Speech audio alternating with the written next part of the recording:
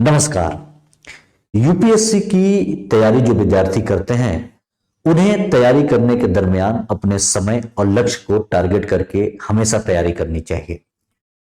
लेकिन इसी तैयारी के क्रम में उन विद्यार्थियों से कुछ ऐसी गलतियां हो जाती हैं जिन्हें वे उस समय तो समझ नहीं पाते, लेकिन जब उनके हाथ से थोड़ा समय निकल जाता है तब उन्हें बात समझ में आती है। आज हम इसी मुद्दे पे बात करेंगे कि ऐसी कौन कौन सी कॉमन मिस्टेक्स हैं जो विद्यार्थियों को यूपीएससी की तैयारी के दौरान नहीं करनी चाहिए।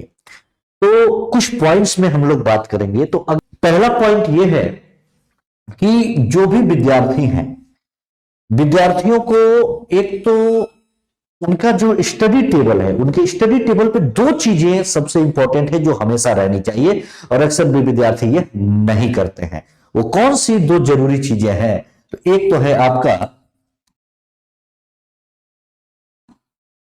सिलेबस, और सिलेबस के साथ साथ जो सबसे इंपॉर्टेंट है वो है पिछले, और कम से कम ज्यादा नहीं तो 5 वर्षों के, पिछले 5 वर्षों के प्रश्न पत्र जो यूपीएससी के आए हुए हैं। और जो पिछले 5 वर्षों के प्रश्न पत्र हैं, ये आपके प्रीलिम्स और मेंस दोनों के होने चाहिए। हम अक्सर कहते तो हैं, लेकिन वो बच्चे ये कहते हैं कि उन्हें सिलेबस उनके दिमाग में है, प्रश्न पत्र को जब हम पढ़ लेंगे तब सॉल्व कर लेंगे। ऐसा नहीं है। टेबल पर रखने का अर्थ यह है, क्योंकि ये मिस्टेक हर विद्यार्थी करता है और ज्यादातर लोग करते हैं। टेबल पर रखने का अर्थ यह है कि जो आपका स्टडी टेबल है, जब आप पढ़ते हो तो सिलेबस आपके दिमाग में रहने से कुछ नहीं होगा। सामने जब रहेगा टेबल पे, तो आप क्या क्या चीजें पढ़ रहे हो वो सिलेबस वाइज आप अपने टॉपिक को टिक करते हुए कंप्लीट करते जाओगे। जब आप रिवीजन कर रहे हो तब आप फोकस कर पाओगे कि आपको किन किन टॉपिक का रिवीजन करना है या किन किन टॉपिक का आपने रिवीजन कर लिया है। सिलेबस जब आपके टेबल पे रहेगा तो आप यह क्लियर कर पाओगे कि इन सिलेबस में से इस विषय का यह टॉपिक आपका मतलब कौन सा टॉपिक आपका ज्यादा मजबूत है, कौन सा टॉपिक आपका कमजोर है। तो उस कमजोर कड़ी पे आप मेहनत कर पाओगे। और साथ में जब पिछले सालों के प्रश्न पत्र रहेंगे तो ये कैसे कमजोर कड़ी पता चलेगी, जब आप पढ़ने के बाद उन चीजों को प्रीवियस ईयर के, अगर मेंस का है तो आप आंसर राइटिंग कर रहे हो, प्रीलिम्स के अगर प्रश्न सॉल्व कर रहे हो, तब आपको पता चलेगा। तो हर विद्यार्थी के स्टडी टेबल पे ये दो चीजें रहनी ही चाहिए जो मोस्टली लोगों के टेबल पे नहीं रहती, सिलेबस एंड आपका पिछले साल का प्रश्न पत्र। ठीक है, लैपटॉप है, सिस्टम है, ठीक है, हार्ड कॉपी रहे ज्यादा बेटर है। ठीक है। अगर इसके बाद हम बात करें हमारे दूसरा है जो मिस्टेक है बच्चों के, बच्चे हमेशा बुक लिस्ट में कंफ्यूज रहते हैं, हमेशा बुक लिस्ट को लेकर परेशान रहते हैं कि किस विषय के लिए कौन सी बुक पढ़ें। तो इस पे तो एक वीडियो भी बना करके मैंने अपने चैनल पे अपलोड किया है, आप लोग उसे भी देख सकते हैं। यहां पे एक चीज हमेशा ध्यान में रखो, यहां पे बहुत ज्यादा भटकाव है, क्योंकि एक विषय के बहुत ज्यादा राइटर्स हैं। आप बहुत ज्यादा लोगों से मिलोगे, बहुत ज्यादा लोग आपको बुक रिकमेंड करेंगे। आप बुक के लिए जो भी बुक फॉलो कर रहे हो, उदाहरण के लिए मान लो आप एनसीईआरटी पढ़ रहे हो और इनसे एनसीईआरटी के साथ आप कोई भी एक टेक्स्ट बुक फॉलो कर रहे हो। मान लो आप अगर पॉलिटी ही पढ़ रहे हो तो पॉलिटी की एनसीईआरटी, एनसीईआरटी के साथ अगर आप मान लीजिए लक्ष्मीकांत ही पढ़ रहे हैं, या आपने डीडी बसु खरीद ली है, उदाहरण के लिए मैं बता रहा हूं। अगर आपने कोई एक बुक परचेज कर ली है, टेक्स्ट बुक, और साथ एनसीईआरटी आप फॉलो कर रहे हैं, तो आपको दूसरे विषय दूसरे बुक के पीछे भागना ही नहीं है। क्योंकि ये जो है ना, ये बाजार है। आप बाजार में जब 10 लोगों से मिलोगे तो आपको 10 तरीके की बुक रिकमेंड करेंगे। आप जितने स्टूडेंट से मिलोगे कहेंगे अरे यार ये नया बुक आया है ये देख लेते हैं, ये नया बुक आया है ये देख लेते हैं। तो इससे ये केवल और केवल आपका भटकाव है। इससे क्या होगा, केवल आपका समय बर्बाद होगा। और मोस्टली स्टूडेंट यही गलतियां करते हैं। क्या करते हैं कि एक राइटर से वो ज्यादातर बुक, जो भी नया आया अरे ये नया आया इसे देख लेते क्या है।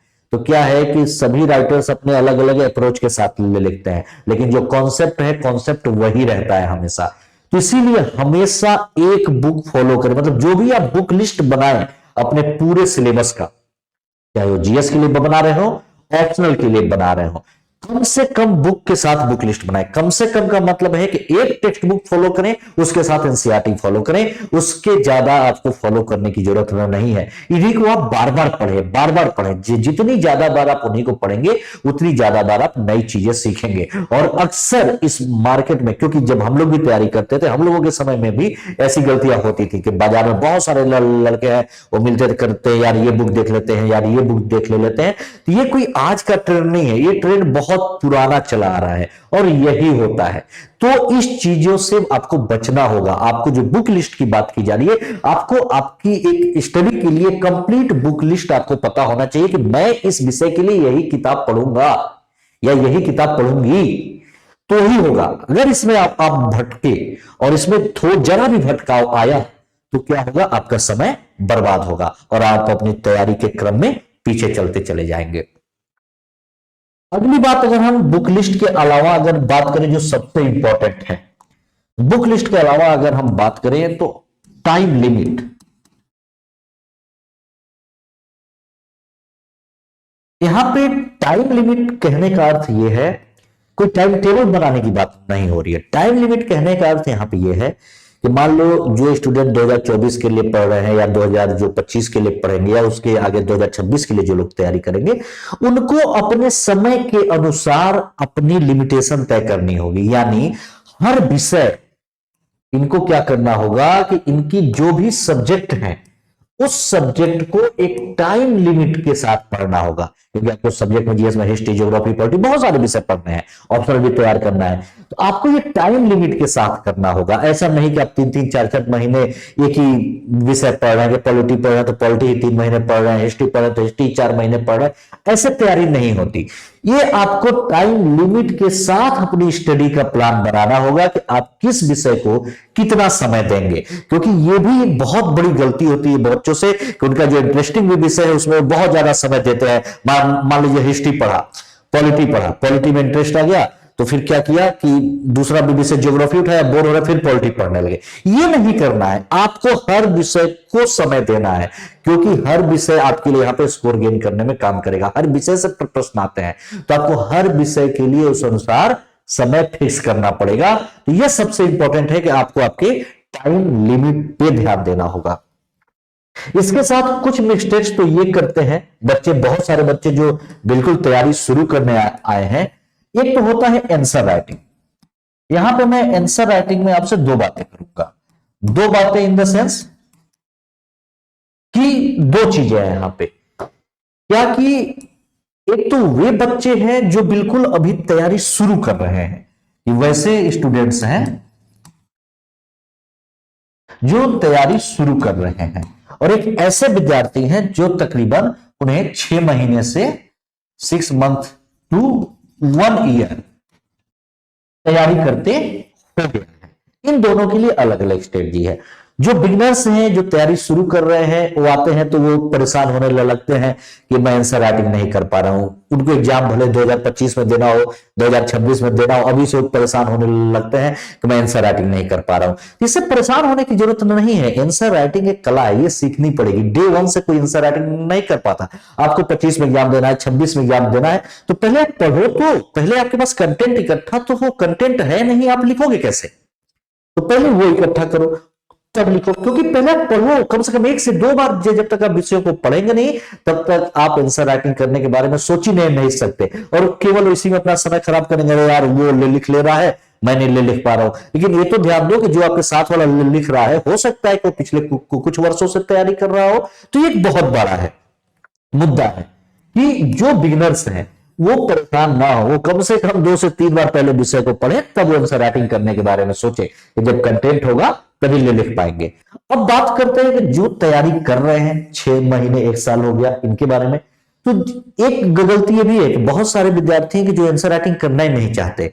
टेस्ट सीरीज की बात होती है तो टेस्ट सीरीज अवॉइड करते हैं, मॉक टेस्ट अवॉइड करते हैं, आंसर राइटिंग की बात कहो तो उसको अवॉइड करते हैं। तो ये भी बहुत बड़ी मिस्टेक है जो स्टूडेंट तैयारी कर रहे हैं उन्हें अगर 6 महीने तैयारी करते हो गया है और वो कम से कम एक बार या 2 बार अपने जीएस को पढ़ चुके हैं या एक बार भी पढ़ चुके हैं, तो उनको कुछ प्रश्नों को लिखने की कोशिश करनी चाहिए।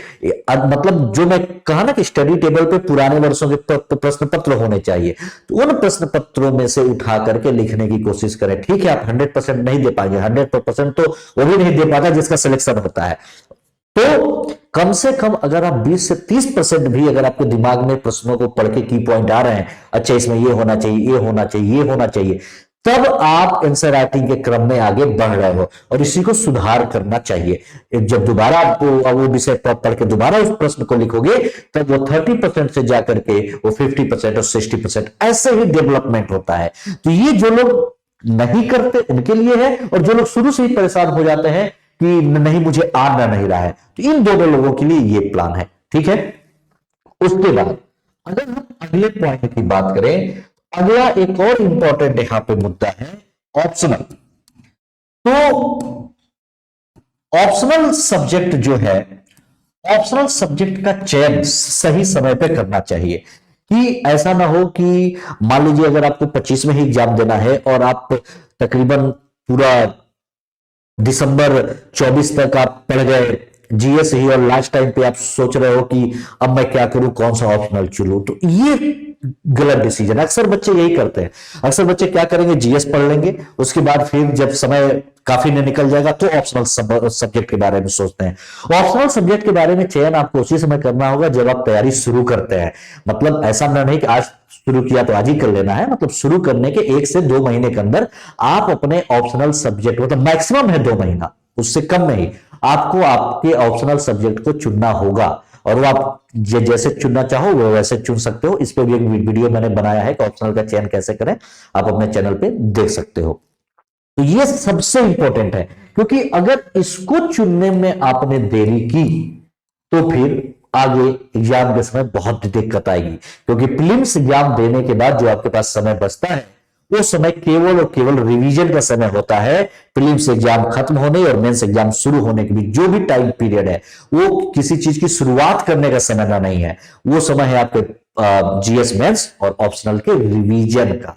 क्योंकि अगर आप पूरे साल से तैयारी कर रहे हैं तो इस तरीके से आपको ऑप्शनल का चयन बिल्कुल सही समय पर करना होगा, जो बहुत सारे स्टूडेंट शुरू में गलती करते हैं, बाद में जब समय निकल जाता है तो दिक्कत होता है, या गलत ऑप्शनल चुन लेते हैं, फिर बाद में उसके लिए कुछ महीने कोचिंग कर लेंगे या तैयारी कर लेंगे तो लगेगा कि अरे यार ये गलत ऑप्शनल का चुनाव हो गया, अब ऑप्शनल बदलना है। तो ये नहीं, ऑप्शनल का चयन आपको बहुत सही तरीके से और सटीक तरीके से करना होगा। उसके बाद अगर हम बात करें तो जो कुछ विद्यार्थी हैं ये सब करने के बाद अब बात रही प्रैक्टिस।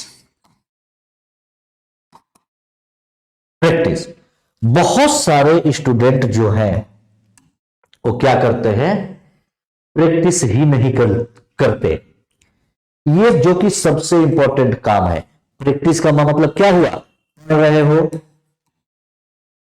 मॉक टेस्ट दो, टेस्ट सीरीज देना चाहिए, ज्वाइन करनी चाहिए, मेंस है आंसर राइटिंग प्रैक्टिस होनी चाहिए। ये बहुत सारे स्टूडेंट नहीं करते हैं, और ये सबसे इंपॉर्टेंट है कि प्रैक्टिस ही आपको आपके कमियों को बताएगा, तब आप जाकर के अपने कमियों में क्या कर पाओगे, सुधार कर पाओगे।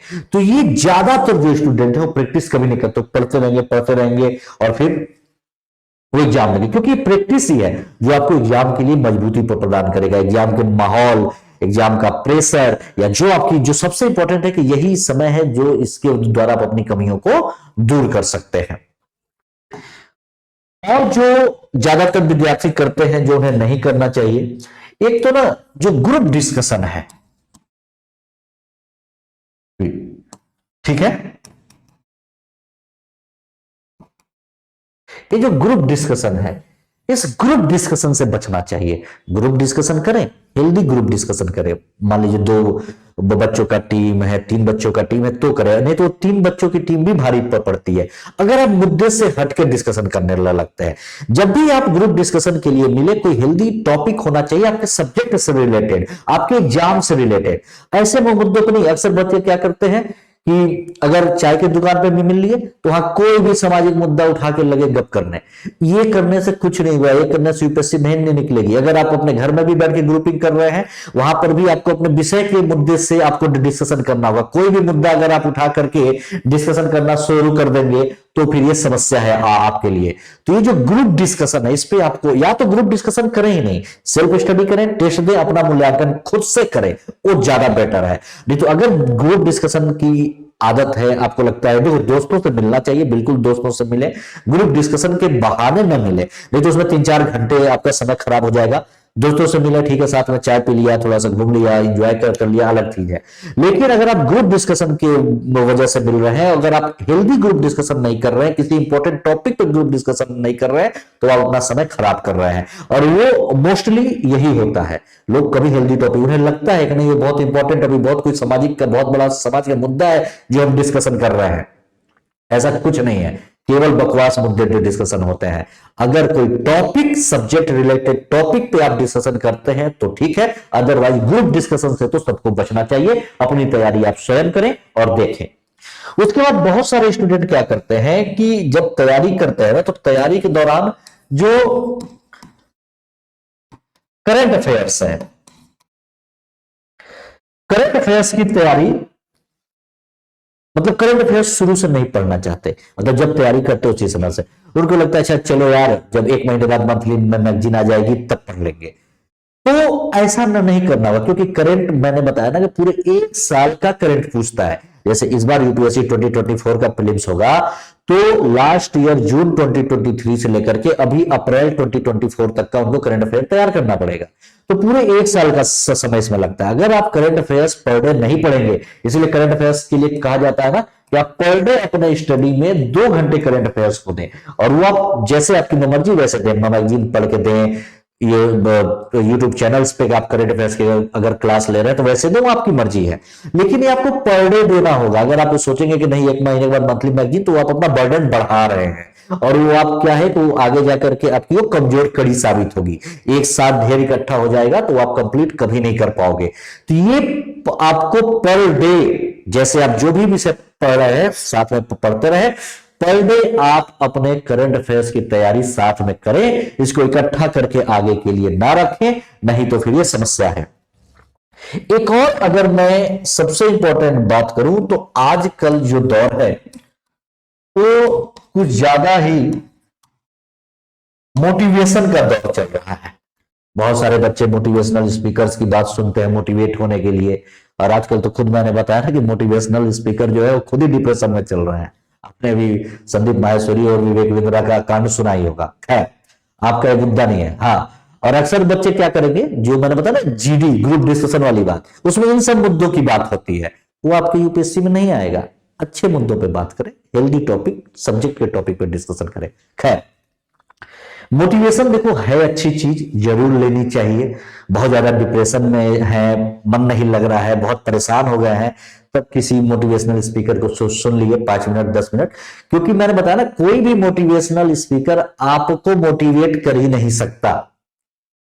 अगर वो आपको मोटिवेट करता तो खुद आज इतने बड़े मोटिवेशनल स्पीकर आपस में ही झगड़ नहीं रहे होते। सब अपना अपना दुकान चला रहे हैं, सबका अपना अपना काम है। आपका सिंपल एक फंडा है, आपको मोटिवेट स्वयं आप कर सकते हैं, सेल्फ मोटिवेशन होना चाहिए। हाँ, बहुत परेशान है तो ठीक है, आपने सुन लिया, 2 मिनट 4 मिनट सुन लिया, और कोई भी मोटिवेशनल स्पीकर आपको मुश्किल मुश्किल 2 घंटे 4 घंटे, 1 दिन 2 दिन के लिए मोटिवेट रख सकता है। हमेशा आपको यूपीएससी की तैयारी के दौरान आपको हमेशा मोटिवेट रहना पड़ेगा, और वो मोटिवेशन आपके स्वयं के अंदर से आएगी। आपको सेल्फ मोटिवेट होना पड़ेगा, आपको आपके टारगेट के प्रति, आपके लक्ष्य के प्रति जो आपने बनाया है। अगर आप सेल्फ मोटिवेट होकर तैयारी नहीं करेंगे तो कोई भी मोटिवेटर आपको यूपीएससी का एग्जाम कभी नहीं क्रैक करा पाएगा। क्योंकि इस समय का जो चलन है, पूरा सोशल मीडिया मोटिवेशनल स्पीकर्स की कहानी सुनता है, ये सारी बातें, तो ये सब आपके काम की नहीं है। हाँ, कभी बहुत डिप्रेस हो गए, बहुत परेशान हो गए, तो 2-4 मिनट सुन लो।